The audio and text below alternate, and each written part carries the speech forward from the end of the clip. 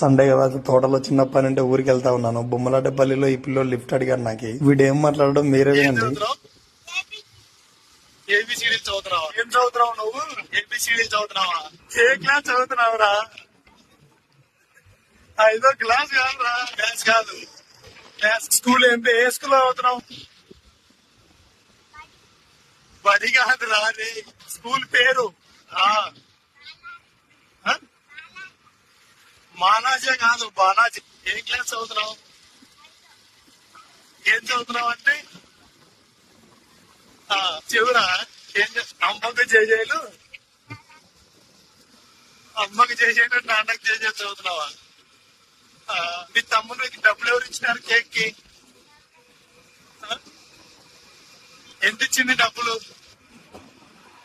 500 ఇచ్చింది. ఏం చేస్తాడు మీ అన్న? ఏం చెప్పు, మీ అన్న మీ తమ్ముడి బర్త్డే ఉంది, అబద్ధం చెప్తున్నావు కదా? ఏం పేరు డీటెయిల్స్ చెప్పు.